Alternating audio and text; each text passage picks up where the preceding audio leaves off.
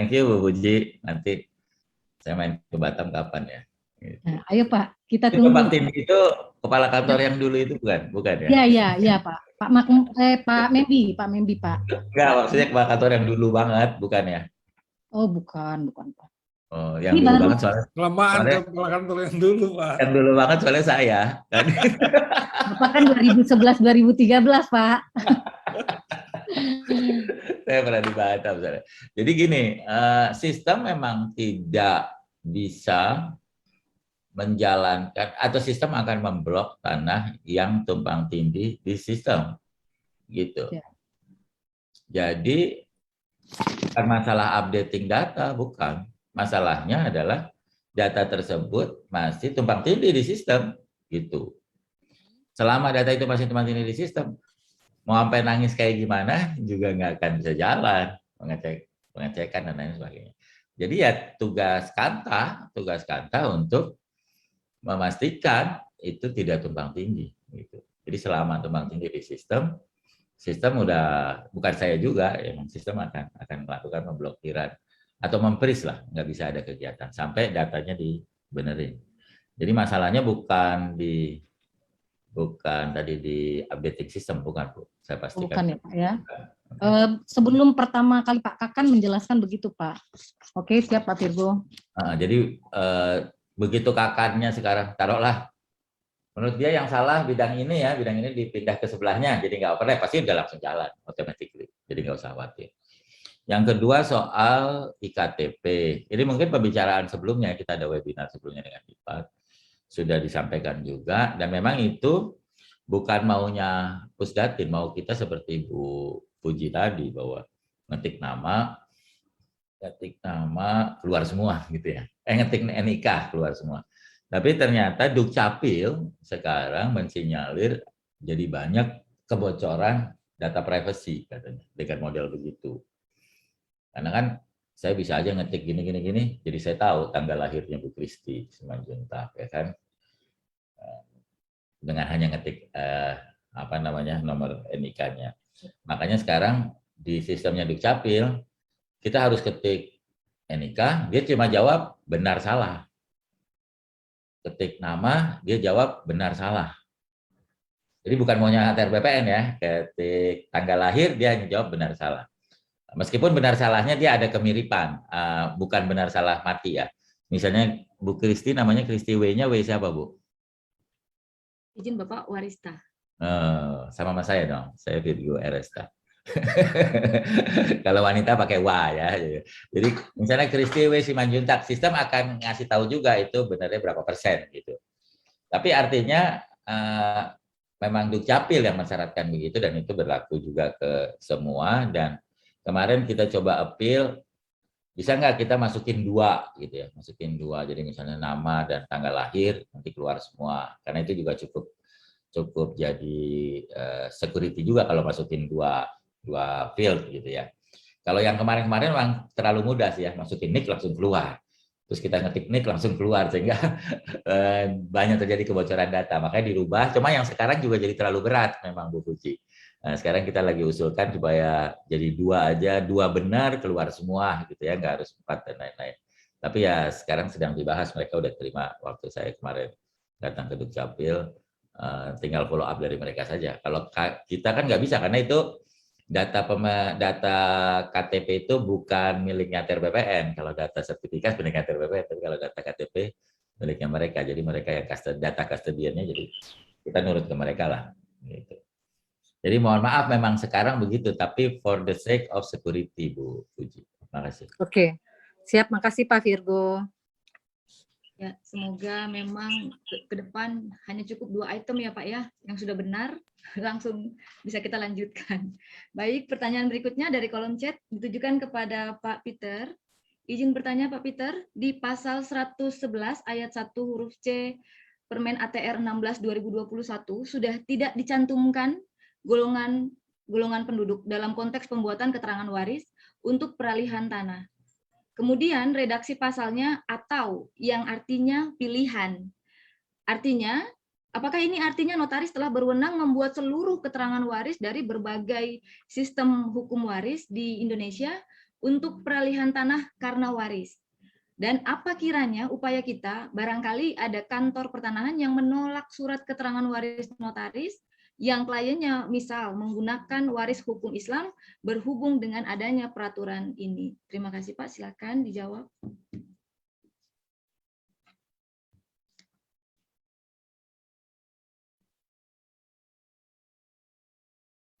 Mohon host dibantu Pak Peter untuk di-unmute. Terima kasih, Bu Kristi. Nah, kalau bicara hukum waris, kita punya Undang-Undang 789 tentang peradilan agama, dirubah dengan Undang-Undang 3 2006. Kita punya Surat Edaran Mahkamah Agung 2 tahun 1990. Nah, sekarang kita lihat ya, kita mesti lihat secara historisnya. Sekarang aja di Fakultas Hukum ya, di program MKN dimanapun masih dipelajari namanya Akte Pembagian Pemisahan Harta Warisan berlaku bagi WNI keturunan Tionghoa. Kita punya Undang-Undang Administrasi Kependudukan 23 2006 ya, yang dirubah kemarin dengan 2014 kalau nggak salah. Nah, itu cuman berkaitan dengan pengakhiran ya, kemajemukan kependudukan. Tapi dia tidak mengakhiri ya, artinya kemajemukan hukum waris yang berlaku di Indonesia. Kalau saya belum lihat ya, apakah peraturan Menteri Agraria Negara Agraria Kepala BPN 397 ya, pasal 111 ayat 1 huruf C-nya sudah dihapus atau tidak artinya. Nah, kalau itu kan masih berlaku bagi BPN. Jadi kalau misalnya ada keterangan waris, ya pernyataan ahli waris dibuat ahli waris di Kota Lurah Camat 2 saksi. Ada boleh putusan pengadilan agama, ada juga penetapan agama, ada yang dibuat oleh notaris. Itu kebanyebukannya. Ya, sampai saat ini masih berlaku artinya kan kemajemukan hukum warisnya. Karena di Undang-Undang 789 ya itu dicantumkan 107 ayat 2 misalnya ya, bahwa akte pertolongan itu dalam pembagian waris itu dapat dilakukan oleh pengadilan agama berdasarkan hukum waris Islam ya. Itu dalam konteksnya apa? Di luar sengketa. Jadi para pihak yang beragama Islam bisa minta akte pertolongan pembagian, akte pertolongan untuk pembagian waris ya di luar sengketa ya berdasarkan hukum Islam. Nah, tapi munculnya akte pertolongan. Nah, ada kantor pertanahan dimasukin akte pertolongan, dia bilang peraturan menteri kami penetapan pengadilan, tapi putusan pengadilan tidak ada akte pertolongan. Ini ada yang timbul persepsi yang demikian, sering terjadi. Dia tanya, nah dia bilang bisa nggak saya rubah dengan penetapan pengadilan agama? Tidak mau merubah itu artinya. Nah ini supaya sinkronisasinya. Nah sekarang masih berlaku artinya. Nah sekarang kita lihat ada hukum waris Islam, instruksi Presiden 1/1991. Ada keputusan Menteri Agama 154/91 itu dipakai sampai saat ini menjadi dasar dalam penentuan siapa ahli waris dan berapa besar bagi masing-masing ahli waris artinya. Nah sekarang masih ada dokumen-dokumen waris dibuat oleh ahli waris di Kota Lurah Camat 2 orang saksi masih berlaku. Bagi WNI keturunan Tionghoa dibuat oleh notaris. Bagi timur asing lainnya ya, Pakistan, India semua dibuat oleh BHP, Balai Harta Peninggalan. Nah saya masih melihat kemajemukan ini masih ada ya. Belum ada unifikasi ya berkaitan dengan SKW ya. Jadi masing-masing ya penduduk dengan hukum yang berbeda-beda yang berkaitan dengan hukum waris yang berlaku. Oleh karena itu program-program MKN tuh di semua MKN masih ada mata kuliah itu. Kalau tidak ada lagi kenapa nggak dihapus? Begitu logika sederhana aja ngerti nggak? Mereka itu kan peneliti semua pakai FGD, setiap hari kurikulumnya dirubah, diundang. Kadang-kadang BPN diundang juga tuh FGD, ya. Sama Fakultas Hukum UI juga sering diundang, ngerti nggak? Dalam konteks untuk memperbaiki kurikulumnya, ngerti nggak? Sesuai dengan kebutuhan prakteknya nanti di kemudian hari. Itu yang bisa saya sampaikan, Bu Kristi. Baik, terima kasih atas jawabannya, Bapak. Selanjutnya kita akan ke peserta yang tadi raise hand, mungkin Pak Amri. Tadi Pak Justisi juga ada, tapi kemudian hilang. Kalau ada, mungkin host bisa dibantu. Kita kembali ke peserta yang sudah raise hand. Waktu diskusi kita masih ada sekitar kurang lebih 10 menit lagi. Kalau tidak ada, kita lanjut dengan pertanyaan dari kolom chat.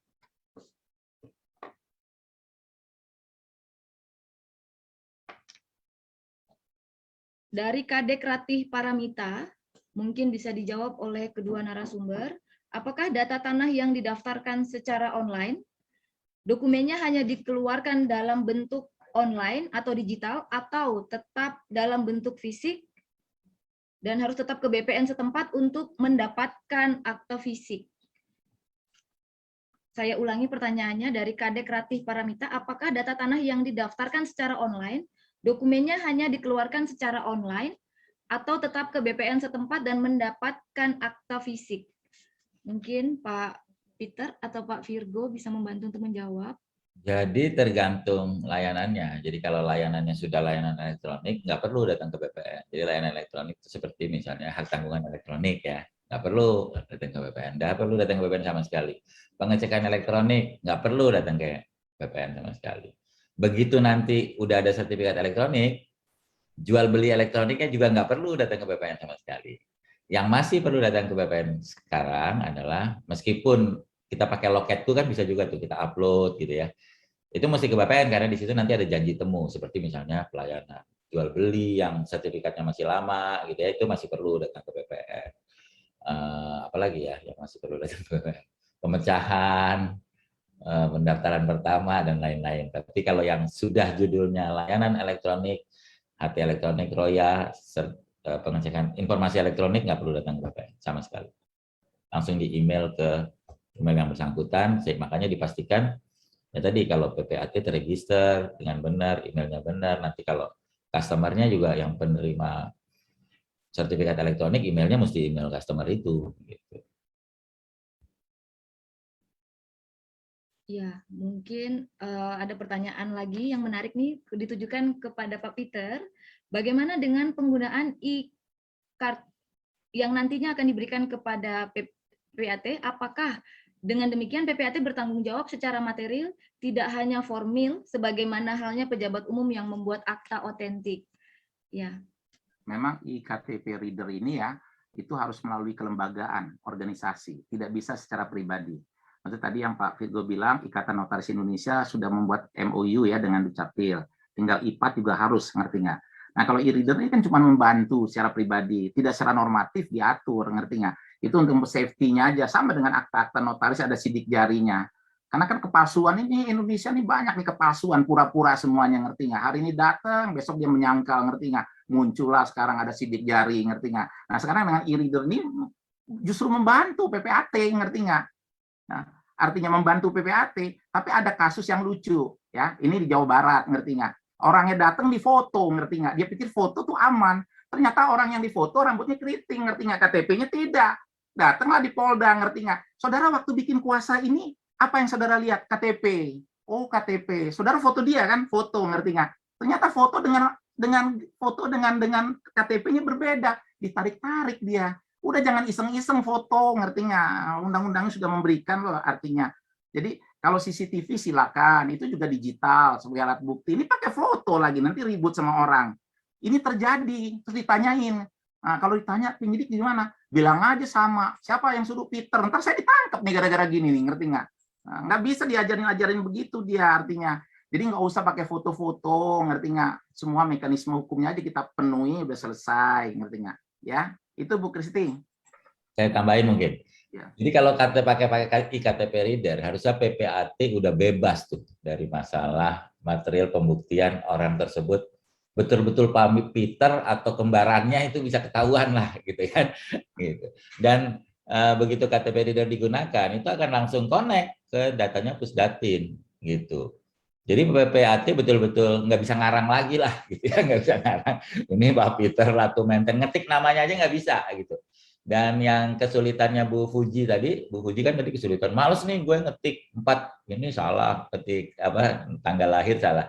Kalau pakai iKTP reader nggak perlu ngetik-ngetik semua, gitu. Jadi belilah Pak, gunakanlah itu ya. sehingga teman-teman PPAT benar-benar terbebas dari tuduhan apa namanya nggak menghadirkan orangnya dan lain-lain.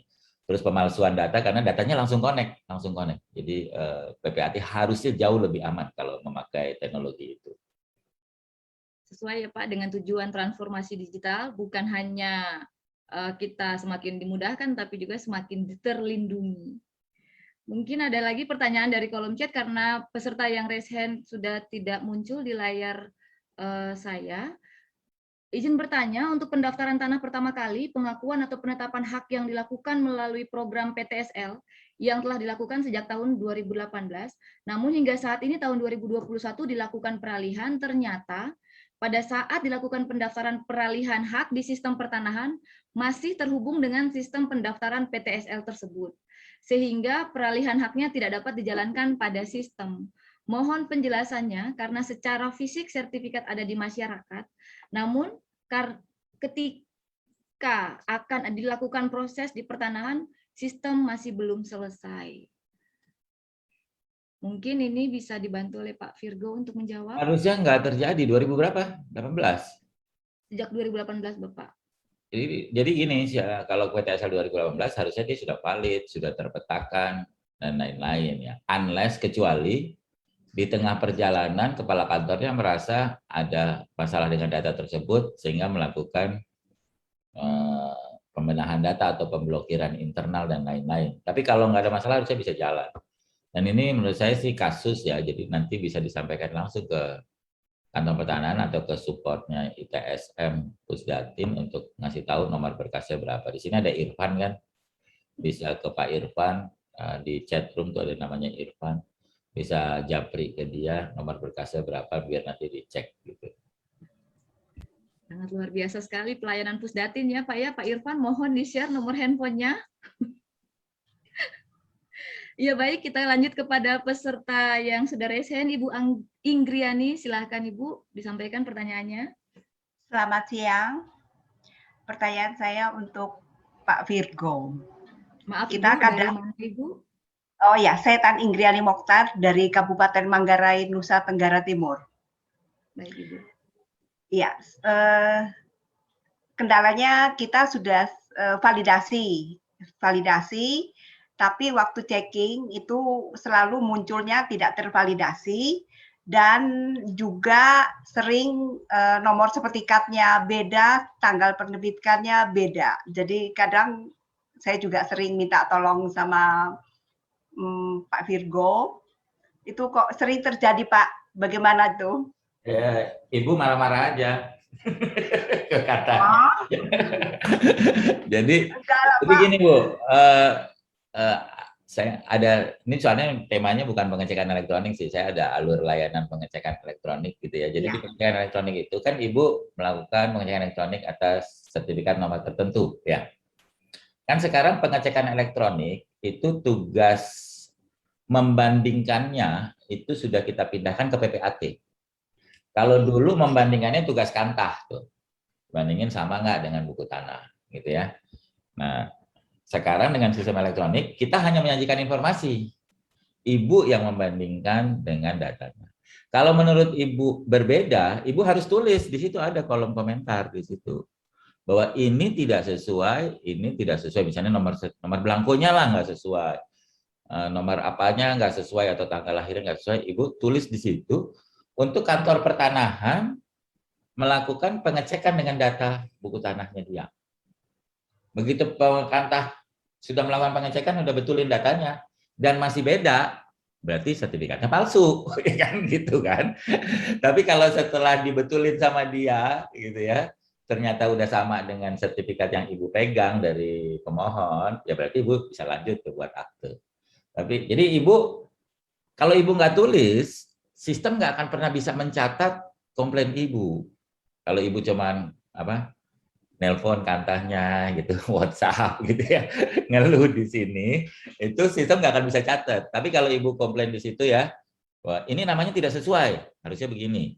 Ini tanggal lahirnya salah nih, ini nomor belangkonya salah.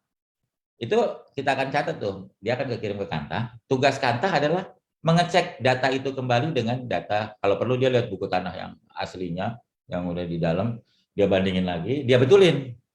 Kalau setelah dia betulin masih beda, berarti sertifikatnya palsu. Udah gitu aja. Kalau setelah dibetulin sama, Ibu jalan, gitu Bu. Karena Ibu atau PPAT tidak boleh menjalankan lanjut buat akte kalau masih ada perbedaan data. Gitu. Jadi Ibu minta mereka betulin data, dan kalau setelah dibetulin tetap beda, ya berarti emang beda itu, bukan sertifikat yang dimaksud. Gitulah. Kalau saya bukan ahli hukum ya, tapi mungkin Pak Peter bisa nambahin. Tapi kalau dari sisi saya, dari sisi IT, harus sama baru bisa lanjut buat akte. gitu. Dan setelah dikasih komen tadi tetap dibetulin dan tetap beda, ya berarti jangan lanjut buat akte, berarti ada masalah gitu. Mungkin Pak Peter, bagaimana jika tetap dilanjutkan Pak apabila tetap ada perbedaan? Mungkin dari sisi hukumnya bagaimana Pak Peter? Karena Kalau manusia bisa keliru. Kalau ada perbedaan ya tolak, jangan buat akte. Bilang aja duitnya udah banyak, ngerti nggak? Kita jangan maksakan sesuatu yang berbeda, ngerti nggak? Namanya pengecekan mencari kecocokan, kesesuaian. Oleh karena itu sekarang kan kalau kita cek ya di BPN Jakarta Selatan, saya lihat semua di print out hasil pengecekannya. Keluar, tidak diblokir, tidak sengketa, tidak sita, semua data. Itu kertas, cetakan elektronik namanya. Nah itu bukti ya, artinya hasil cetak elektronik, ngerti nggak? Nah dipanggil tunjukin aja dia, artinya. Nah sekarang saya mau tanya Pak Virgo nih, kemudian saya ini ada kasus nih Pak Virgo. Jadi sekarang nih Dukcapil nih semua, orang mati ada digital, kutipan akte kematiannya, akte kawinnya juga, ya dia datang ke notaris. Notarisnya tulis, fotokopi ini, mengesahkan kecocokan fotokopi ini sesuai dengan aslinya. Ternyata aslinya nggak ada, diributin sekarang. Nah, apa yang harus kita muat, Pak Virgo? Karena itu kan hasil cetakan digital. Nah, dicek di barcode-nya sesuai data-datanya. Tapi dianggap itu bukan aslinya. Ini dari aspek hukumnya, karena notaris punya kewenangan untuk mengesahkan kecocokan fotokopi sesuai dengan aslinya. Itu Pak Virgo. Ya. Jadi kalau di dalam dunia digital, definisi asli adalah barang digitalnya itu sendiri. Gitu. Jadi kalau misalnya pengecekan elektronik ya, kita akan sampaikan ke ibu bapak apa namanya yang tadi ya, tidak ada sengketa, tidak ada blokir segala macam. Kalau ibu bapak lihat di bawahnya tuh ada tanda tangan digital di situ. Nah, PDF itulah aslinya yang kalau di pembuktian ke pengadilan ke polisi itu yang dikasih tuh file itu. Kalau print out-nya itu adalah kopi dari file digital ini. Gitu. Nah, polisi atau pengadilan akan melakukan forensik terhadap PDF ini, gitu. Dan dari forensik itu bisa ketahuan bahwa itu buatannya buatannya Pusdatin atau bukan, gitu Pak. Kalau di situ ternyata misalnya pengecekan tadinya ada blokir ya, terus sama bapak-bapak, ibu-ibu dikarang gitu ya, diedit pakai editor jadi tidak ada blokir gitu ya. Itu akan kelihatan di forensik bahwa ini pernah dilakukan modifikasi dan jadi nggak sah. Jadi dalam dunia digital yang aslinya itu adalah data digitalnya itu sendiri, PDF-nya itu gitu. Nah, print out-nya itu kopi. Kalau untuk keperluan submit di pengadilan kasih kopinya, tapi nanti untuk keperluan pembuktian dan forensik harus pakai PDF aslinya atau data digitalnya. Gitu Pak Peter. Dan itu sudah diterima di pengadilan. Pertanyaan Pak Peter juga menjadi pertanyaan kita semua, PPAT seluruh Indonesia, khususnya dalam melakukan legalisir dokumen sesuai asli. Kemudian kita lanjut pada pertanyaan berikutnya untuk peserta yang sudah resen. Septa Doroti, mohon videonya ditampilkan sebelum bertanya. Baik, silakan Ibu Septa. Ini juga orang Batam ya.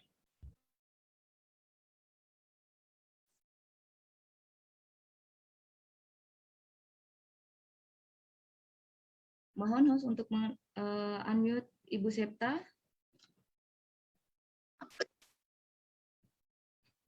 Oke, terima kasih. Pertama-tama selamat siang untuk Pak Virgo, mantan Kepala Kantor Pertanahan Kota Batam. Beberapa periode yang lalu, mudah-mudahan masih ingat sama kami di sini ya Pak ya. Terima kasih untuk kesempatan. Pada saat ini saya ingin menanyakan perihal digitalisasi untuk sertifikat, di mana banyak sekali dampak positif maupun negatifnya. Yang sekarang ini terasa sekali, yaitu mengenai yang terjadi di Batam, antara lain ya Pak ya, di mana pada zaman beberapa waktu yang lalu, status hutan lindung di Batam ini pernah sangat-sangat heboh dan meresahkan, tetapi setelah perkembangan waktu akhirnya mulai juga bisa ditransaksikan untuk daerah-daerah tertentu. Nah, hutan lindung ini tiba-tiba hadir lagi masalahnya di awal tahun 2021, di mana lahan-lahan atau tanah yang notabene sudah merupakan perumahan dari developer, beberapa developer di Batam, tiba-tiba secara sistem statusnya berubah menjadi hutan lindung. Saya tidak tahu apakah memang sejak dulu itu memang sudah hutan lindung, tetapi karena masih offline, tidak bisa terdetek atau lain-lain hal, ataukah memang baru saja ditetapkan sebagai hutan lindung, itu kami secara PPAT dan masyarakat luas pun tidak pernah mendapatkan pemberitahuan sebelum itu dilakukan perubahan statusnya secara sistem. Nah, ini akan jadi kendala karena ada beberapa objek, yaitu sertifikat, di mana yang awalnya sudah pernah dilakukan pembebanan hak tanggungan ke suatu bank misalnya. Kemudian karena take over sehingga terjadi perubahan pemilik di mana dilakukan pelunasan dan kemudian akan dibebankan dibalik nama dulu baru kemudian bebankan hak tanggungan baru. Nah, proses itu tidak dapat dilakukan karena mendadak statusnya berubah menjadi hutan lindung. Atau ada juga yang sudah pengecekan untuk balik nama, jalan, sudah proses balik namanya juga sudah selesai, bahkan pada saat pengecekan untuk hak tanggungan juga oke, tiba-tiba waktu mendaftarkan hak tanggungan itu sendiri malah jadi hutan lindung. Nah, itu yang jadi kendala Pak terkait dengan sistem online seperti ini. Yang kedua Pak, mengenai perubahan data atau perbedaan data di mana ada beberapa kasus, contoh nama dan atau tanggal lahir pemegang hak berbeda antara di KTP dengan yang tercantum di dalam sertifikat. Misalnya Pak, perbedaannya itu karena typo dari AJB mungkin awal atau gimana, atau yang paling parahnya itu adalah karena perbedaan data di KTP pengganti. Misalnya karena zaman dulu ada masalah berlaku KTP, sehingga begitu diperpanjang KTP-nya menyesuaikan dengan ketentuan baru, di mana dulu pernah ada penghapusan gelar dalam KTP. Nah, hal-hal seperti itu atau singkatan Pak, misalnya Muhammad hanya jadi Moh gitu ya Pak ya, atau yang untuk marga ada borunya disingkat jadi BR.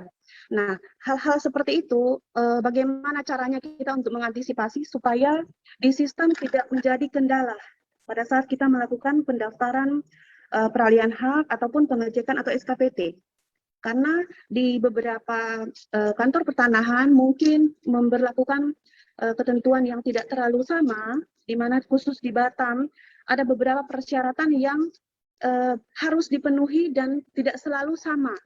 Contoh untuk perbedaan nama karena singkatan atau karena gelar pendidikan ya, sarjana dan lain-lain, itu sudah harus dilampirkan beberapa dokumen, sedangkan dokumen-dokumen yang harus diterbitkan itu minimal ada surat keterangan dari lurah atau RT RW.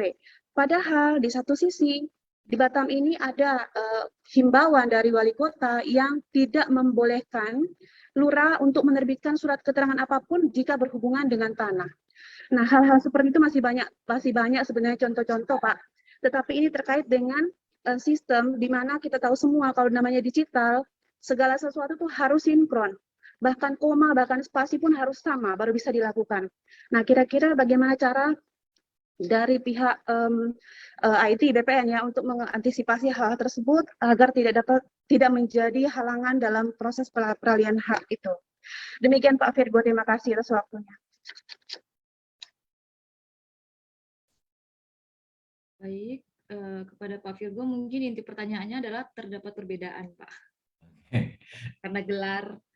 Yang pertama kawasan hutan ya, kawasan hutan. Jadi gini, sistem itu akan memblokir kalau kantahnya memblokir gitu Bu. Jadi pasti itu dari kantahnya. Kayak tadi ya overlap itu, ya kalau kantahnya lepasin overlap ya nggak tetap akan bisa jalan gitu.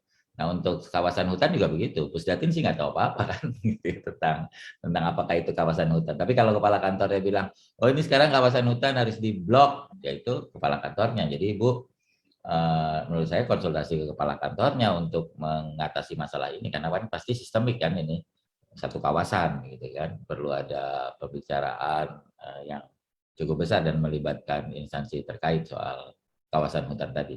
Tapi intinya kalau di kantornya tidak bilang itu kawasan hutan atau tidak memblokir, sistem akan jalan. Jadi bukan sistemnya mengada-ngada gitu ya. Tetap ini kan judgement-nya ada di kantor pertanahan atau di kepala kantor. Yang kedua soal data perbedaan. Jadi saya nggak tahu yang Bu Septa maksud ini adalah data lama. Jadi di BPN itu kan sekarang kita mencatat data orang ya, data orang. di mana kita yang pakai NIK ini baru sekitar 46 jutaan gitu, manusia di Indonesia yang sudah terdaftar di BPN. Gitu. Kalau yang Ibu maksud di luar yang 46 juta, artinya dulu dia belum ada NIK atau di BPN nggak dicatat NIK-nya, gitu. Saya bisa memahami kalau kantor pertanahannya agak berbelit, gitu ya, tapi itu juga tergantung kantor pertanahannya ya, dia percaya sama NIK apa KTP yang baru atau enggak. Tapi kalau yang dulunya atau di sistem kita sudah ada NIK, Bu, itu nggak jadi masalah. Biarpun dia berubah, sistem kita akan berubah otomatis, Bu. Gitu. Dan kita tidak lagi, kalau dulu kan di BPN itu kita terlalu melayani pelanggan sehingga pelanggan mau ditulis apa aja kita turutin, ya kan gitu ya. Bu Kristi bisa senangnya ditulis Kristi W Simanjuntak, dulu diturutin tuh sama BPN. Sekarang nggak, BPN nggak nurut. Yang kita tulis adalah nama yang dari Dukcapil, gitu. Yang kita tulis adalah nama dari. Jadi misalnya Bu Kristi W Simanjuntak di KTP Dukcapilnya Kristi Warista Simanjuntak. Mau nangis-nangis minta ditambahin sarjana atau ini juga nggak akan kita tulis karena kita akan pakai data itu apa adanya. Kantor pertanahan juga nggak bisa. Jadi kalau untuk yang sudah ada NIK, terus berubah dan berubahnya itu juga tercatat di Dukcapil, nggak ada masalah, Bu. Gitu. Sistem akan jalanin dan menurut saya nggak perlu ada persyaratan macam-macam. Yang mungkin dikhawatirkan oleh teman-teman itu kalau dulunya sertifikat terus di kantor pertanahan KTP-nya tuh di kantor pertanahan mungkin burem-burem gitu ya, karena saya juga waktu kepala kantor di satu tempat lain bukan di Batam, banyak tuh yang warkahnya dulu KTP-nya juga burem-burem, palsu-palsu gitu ya, KTP-nya namanya beda-beda, fotonya sama semua tuh. Jadi kayak gitu mungkin dia minta persyaratan seperti yang tadi Ibu sampaikan. Tapi harusnya sih nggak seribut itu. Tapi semua itu tergantung dari tadi keyakinan kepala kantor atau petugas di kantor untuk membandingkan KTP nama yang ada dulu dengan yang sekarang ini. Kalaupun beda, harusnya dia bisa lihat warkah, bisa lihat KTP-nya. Kalau kurang lebih sama, namanya sama, alamatnya sama, harusnya sih nggak ada masalah ya, biarpun namanya berbeda. Karena yang sekarang kan dari Dukcapil atau NIK-nya sama, harusnya nggak ada masalah gitu. Saya sendiri nggak tahu apakah NIK ada perubahan nama ya dari perubahan nomor ya dari dulu ke sekarang. Rasanya enggak ya. Waktu saya kecil juga NIK-nya tetap itu, sekarang tetap itu. Gitu.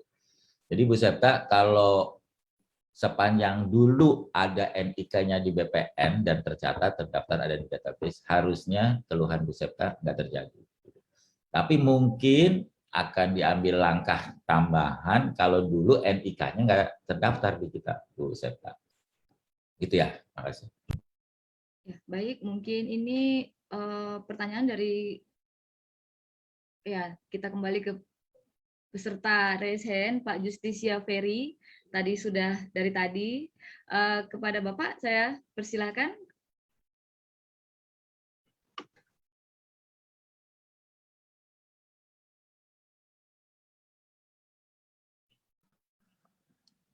Oke, baik, terima kasih Bu Moderator.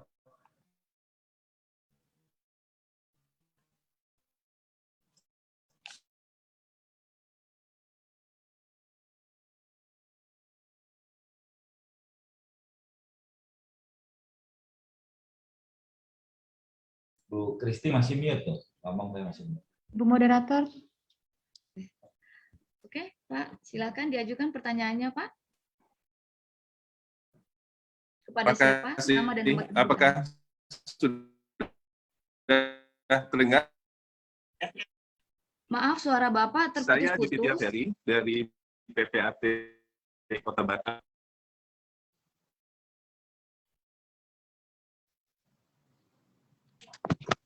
Ya, mungkin karena jaringannya kurang stabil, Pak Justisia Ferry, kita lanjut ke Ibu Eriska Fitriama Dewi. Tapi sebelumnya mohon, Pak Justisia sudah bergabung, mari Pak. Silakan diajukan pertanyaannya. Sepertinya beliau masalah dengan jaringan, Mbak. Kita lanjut ke Ibu Eriska Fitriama Dewi. Tolong dibuka videonya, Ibu.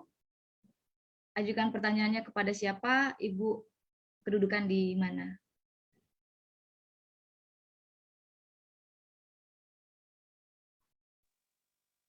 Selamat siang, Ibu. Selamat siang Bapak. Ini saya ingin bertanya Pak ke Pak saya lupa bagian Pusdatin. Saya ada balik nama waris. Udah 4,5 bulan belum proses balik nama. Alasannya di BPN tidak diketahui di mana nyangkutnya Pak. Nah itu solusinya bagaimana ya Pak? Terima kasih Pak. Solusinya harusnya BPN yang merasa nyangkut itu membuat tiket ke Pusdatin, ada ITSM segala macam. Kalau betul itu masalahnya di sistem ya. Tapi kalau ibu nanti bisa kontak Irfan ini untuk masuk tanya berkas, ibu kasih tahu nomor berkasnya biar dicek sama dia gitu.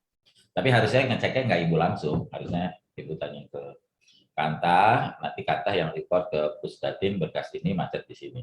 Tapi emang nggak apa-apa, kita kan selalu jadi kambing hitam kalau ada masalah.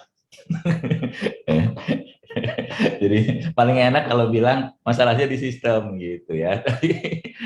Gitu. Tapi nggak apa-apa supaya jelas gitu. Nanti ibu kasih aja nih ada Irfan di sini, kasih tahu nomor berkas ibu berapa biar dicek apa masalahnya. Terus nanti ibu bisa report lagi ke Kantah gitu. Baik, ini mungkin Gitu, pertanyaan Bu. terakhir ya Pak.